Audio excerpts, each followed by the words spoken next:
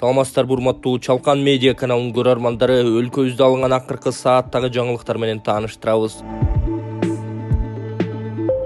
Елизавета курулуш компаниясы Баткенде каза болгон аскердин үй бүлөсүнө батирбелек кылды. Елизавета курулуш компаниясы Баткен облусунда каза болгон чек ара кызматынын танк экипажынын мүчөсү Шерали Анаркуловдун үй бүлөсүнө 2 бөлмөлүү батирди тапшырды.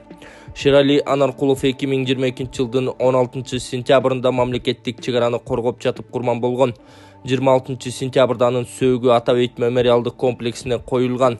Шерали 31 жашта болчу, артында жубайы жана 2 жашар кызы калды.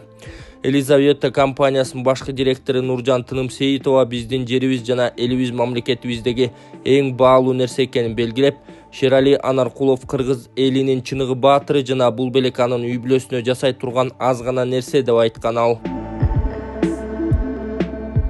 Бийликти басып алууга шектелген Жетигенов Ошко мэр болуп дайындалды. Ош шаарынын мэри болуп Бактбек Жетигенов дайындалды. Тиешелүү жарлыкка президент Садыр Жапаров кол койгонун маалымат кызматы билдирди. Калааны 1 жылдан ашуун жетектеген Алмаз Мамбетов бүгүн кызматтан бошотулган. Анын жумуштан алынышынын себеби азырынча белгисиз. Эскерте кетсек, Бакыт Жетигенов 2010 жылы ар намыс, 2015 жылы Кыргызстан социал-демократиялык партиясынын тизмеси менен Жогорку Кеңештин депутаты болуп шайланган. Ал эми былтыр 26 ноябрда бийликти басып алууга белсенген деген шек менен кармалып, тергөө абагында 1 ай олтуруп чыккан. Ал депутат болгондуктан кесиптештери кол тийбестик макамынан ажыратууга макулдук берген эмес. Бакиров юридикалык баа берилмейинче башка кабинетке көчө албайм. Кабинеттен чыгаруу боюнча депутаттык комиссиянын жыйынтыгы чыгып, юридикалык баа берилмейинче башка кабинетке көчө албайм, мындай пикирин депутат Өмүрбек Бакиров Спутник Кыргызстан агенттигине билдирди. Анын айтымында депутаттын жаңы иш бөлмө бөлүнгөндүгү боюнча кабары жок кабинет бериле элек. Менин мурдагы кабинетимден буюмдарымдын жарымын чыгарып салышкан, жарымы ичинде калган. Андан кийин аны бекитип салышты. Бул боюнча юридикалык баа берилиши керек да. Ошондой процедуралардан кийин гана мен башка кабинетке көчөм. Азыр чыгарылган буюмдарымды алып эле жаңы кабинетке бара бермек белем деген ал. Өмүрбек Бакиров жаңы кабинет берилгендигин айрым маалымат каражаттары жазып чыгышты. Ага ылайык эл өкүлүнө 607 кабинет бөлүнгөн. Президенттин иш башкармалыгы Спутник Кыргызстан агенттигине бул суроону тактап берерин айткан. Эскерте кетсек, 23 ноябрда Өмүрбек Бакиров аны 18 ноябрда кабинетинен чыгарып салышканын айтып, ошондон бери көчөдө жүргөнүн билдирген. Анын айтымында жардамчылары түшкү тамактанууга кеткен учурда кабинетине мөөр басып кетишкен. Андан мурун эл өкүлү Бакиров УКМК төрагасы Камчыбек Ташиев менен каймайтышкан. Ташиевке болушуп депутат Фархат Исмаилов кесиптеши менен мушташып кете жаздаган.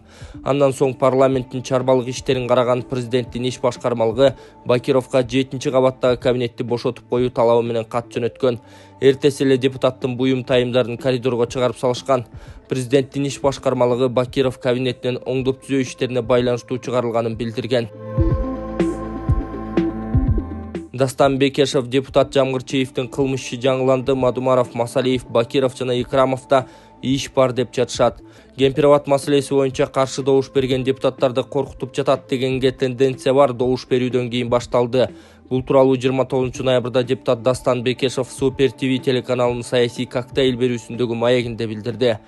Ошол эле Сурабалдиевага анын жеке ишкерлигин чукулап, эми Кыргызстанда баары эле Кудай берген базар кимдики билет. Мурда Сурабалдиева өзү мамлекеттик кызматта иштеген эмес. Атасы депутат болчу, бизнеске аралашып жүргөн. Ооба, салыкты төлөш керек, бирок салык кызматы ага 2 жолу барып жатпайбы? Ошол эле Эмил Жамгырчиев, анын иши болгон. Жогорку сот актаган. Добуштан кийин иш жаңыдан ачылды. Мадумаров, Масалиев боюнча да бар деп жатышат. Тазабек Икрамовго дагы иш бар деп жатышат. Бакировго дагы кылмыш иши бар деп жатышат. Чыңгыз Айдарбековду чукулап жатышат. Балким мен деле маек берип жатканда алар мени казып жатышат. Тенденция тилекке каршы бар. Сейит Атамбаев дагы бар.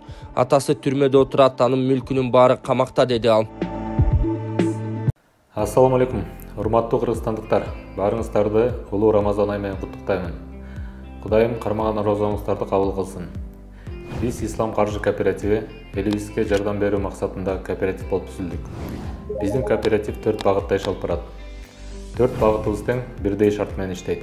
Минималдуу төлөм 10% баштап 2 айдан 6 айга чейин күтүү мөөнөтү. Биринчи багытыбыз турак жай. Турак жайды сизге 25 жыл аралыгында максималдуу 150 000 долларга чейин алып берүүгө мүмкүнчүлүгүбүз бар. Экинчи багытыбыз автоунаа. Автоунаанын бардык түрлөрү, спецтехника, айыл чарба техникалары дагы. Төлөп бүтүү мөөнөтү 10 жыл, максималдуу 50 000 долларга чейин. Үчүнчү багытыбыз бизнес. Адал бизнестин бардык түрлөрү, айыл чарба, мал чарбасы. Төлөп бүтүү мөөнөтү 12 жыл, максималдуу 120 000 долларга чейин. Төртүнчү багытыбыз рефинансирование. Эгерде сиздин финансылык уюмдарга кандайдыр бир карызыңыз болсо, аны жабууга да жардам беребиз. Төлөп бүтүү мөөнөтү 15 жыл, максималдуу 100 000 долларга чейин. Ислам каржы кооперативи сиздин ишеничтүү өнөктөшүңүз.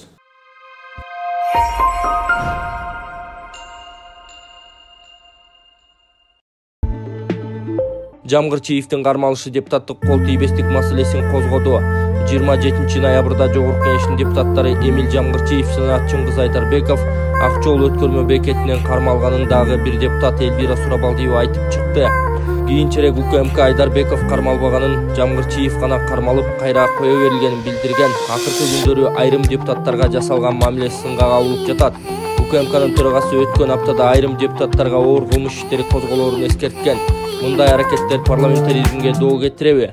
Өткөн жуманын соңунда Жогорку Кеңештин депутаттары Эмил Жамгырчиев жана Чыңгыз Айдарбековдун кармалганы айтылып талкууга түштү. УКМКнын чек ара кызматы Альянс фракциясынын депутаты Эмил Жамгырчиевди өткөрмө бекеттен токтотуп, аны УКМКнын кызматкерлери келип алып кеткени белгилүү болгон. Ал сурак берип чыккандан кийин кайра кое берилгенин депутат Элвира Сурабалдиева социалдык баракчасынан билдирген.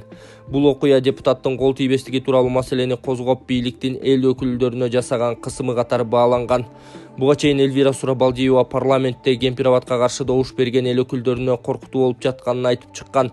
Бирок атайын кызматтын башчысы муну четке кагып, депутаттарды өзүнүн кылмышын жашыруу үчүн трибунадан пайдаланбоого чакырып, айрым депутаттарга оор кылмыштар козголоорун ачыктаган. Депутаттын деп бул жерде трибунам бар деп туура эмес маалымат таратканды токтотушубуз керек.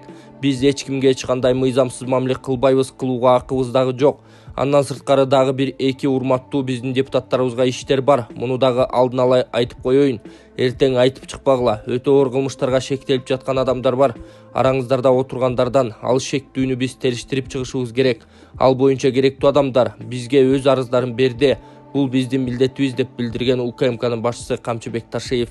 Азырынча эл өкүлү Эмил Жамгырчиевке карата кандай кылмыш иши козголгону жана анын суракка алынгандыгы тууралуу УКМК расмий маалымат бере элек. Юрист Нурбек Токтакунов депутаттын өлкөдөн сыртка чыгуусуна тыюу салынышы мыйзамсыз экенин айтты. Тыюу салуу үчүн алгач кылмыш иши козголушу керек. Мыйзамга ылайык Жогорку Кеңештин депутатына иш козгоо үчүн депутаттардын макулдугу зарыл. Тыюу салуу үчүн алгач кылмыш ишин козгоп, бөгөт чарасы катары өлкөдөн чыгууга тыюу салууга болот. Бул учурда анын кол тийбестигинен ажырата элек. Андай учурда тыюу сала албайт. Жөн гана мындай тыюу салып коюу мурунтан эле мыйзамсыз практика болуп калбадыбы? Аны жөнөкөй жарандарга деле жөн эле колдоно берет, дейт Токтакунов. УКМКнын мындай иш аракеттери мыйзамсыз экенин бул депутаттык кол тийбестикке каршы келерин Жогорку Кеңештин депутаты Мирлан Самый Кожо дагы билдирди. Депутат Кемпир-Абад маселесинде каршы добуш бергендердин катарында өзүнө кысым болбогонун айтты. Самый Кожо бул маселени жалпы жыйында да көтөрөт. Мага кысым болгон жок, бирок депутаттардын көрүнгөн жерден камап, аларга кысым көрсөтүлгөнү мыйзам чегинде туура эмес болуп калат да. Бул мындай, бийликтин кысымы катары баалаганда кандай болуп калат? Мисалы, ар бир адам өзүнүн иши үчүн мыйзам чегинде жооп бериши керек. Ошол эле учурда депутаттын кол тийбестиги бар.